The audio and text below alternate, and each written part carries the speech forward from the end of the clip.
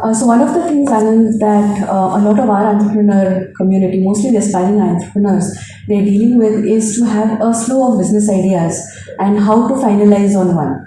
So based on your experience, how does one go about selecting a business idea of the 5 or 6 that they're thinking about? When you do a business, the key, most important thing in a business is to have customers. So, when you are trying to build a new business, essentially you want to look at what is the business problem that is to be solved, and then you want to find an effective way for building something or building a business that the customers will buy. So, at the end of it, it's about trying to ascertain the market, identify what the requirements in the market are, what does the customers need, and how does one provide that very specifically and in a focused manner. And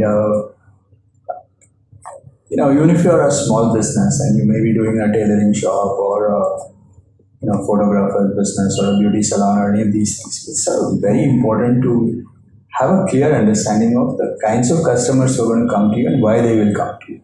So being focused and very clear about your positioning of the business will give you much better sense of where you should sell, how should you sell, and how do you get to the right customers to come and buy.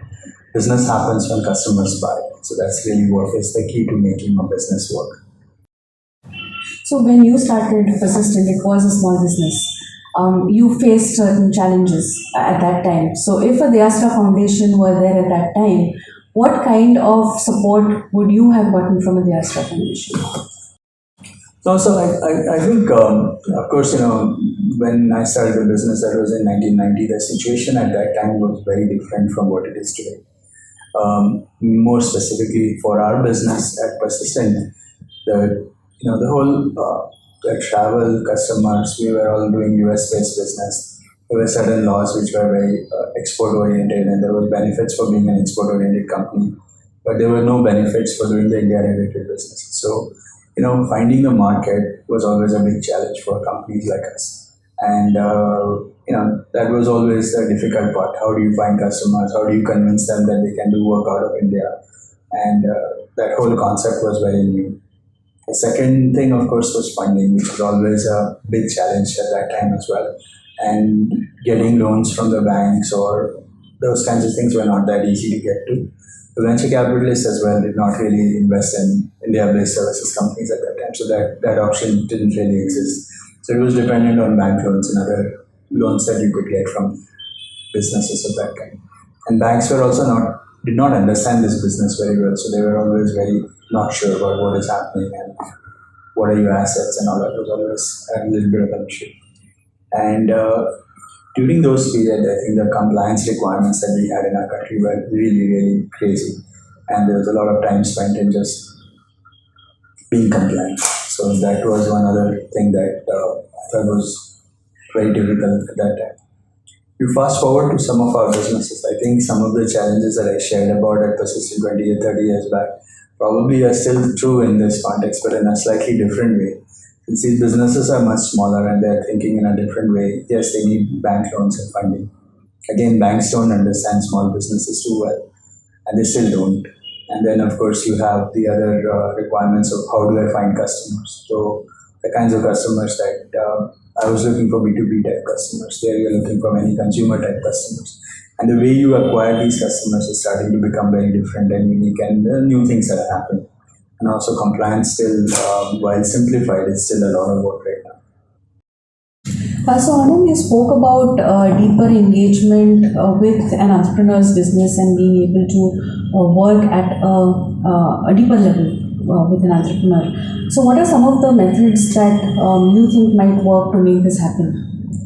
So as you know, the journey of the deAsra Foundation, we started out by creating this business in a box concept where we said, okay, we put everything together for a business that they need end to end, every single thing they need.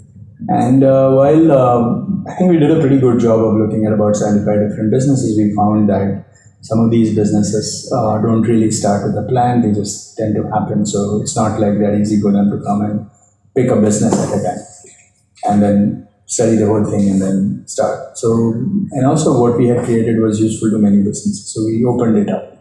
Now any service you want, you can come pick a service and go. as we start to see more and more businesses coming back for multiple services, I think there is an opportunity to provide a much richer experience by getting people to consume related services as a package rather than as a individual service. And I think one of the things that we should look at very hard is to say what does it mean to provide like a full package of services that are of related things that we provide. And one of the ways to look at that may be to collect a subscription or create a model where we provide guarantees of services and quality of service while being able to get the engagement to happen with the businesses. So I think 3.0 of deAsra, I would say, should be more about how do we build deeper engagements, and subscription is one way to make that happen. So, as a business starts growing from a small business and starts scaling to a more larger business, Correct. Are there different challenges that you think they would face, and how does one address those? Yes, as businesses tend to grow, right, the kinds of things that they need to do will change, and it's sort of important for businesses to evolve as they keep growing. One of the biggest challenges that small businesses have when they start to grow is management bandwidth. So the whole premise of a small business is based on the entrepreneur or the founder driving a whole set of activities around them. And they're not necessarily the best people at managing teams or managing other people who work with them. So how do you scale? How do you add more people? How do you get more people to work together with you? Those are challenges that I think small businesses have to learn to get to that point so that they can scale their business.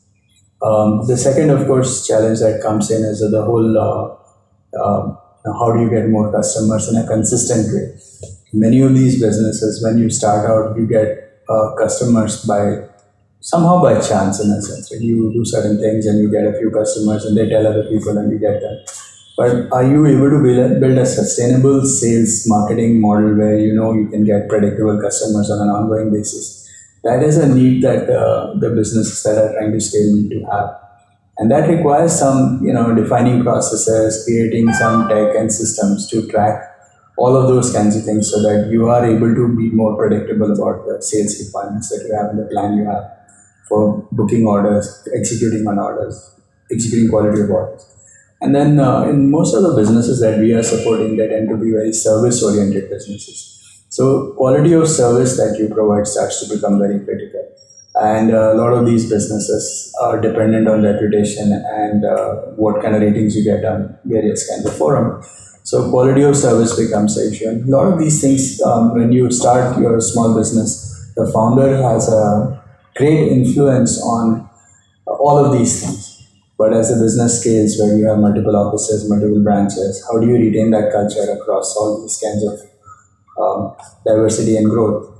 Becomes tricky things for people to businesses to work on. Again, every large business that we see today has been small at some time.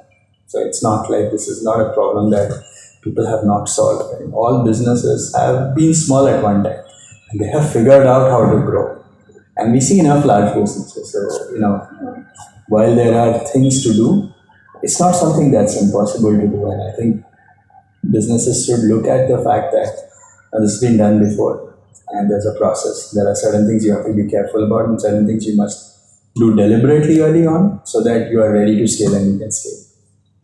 But the scaling is an ongoing challenge. Every level of scale requires new sets of things to do, and every time it's more work, more challenges, and more fun. Great. Thank you for your time, Anand, and we will continue to have these conversations over the next couple of videos.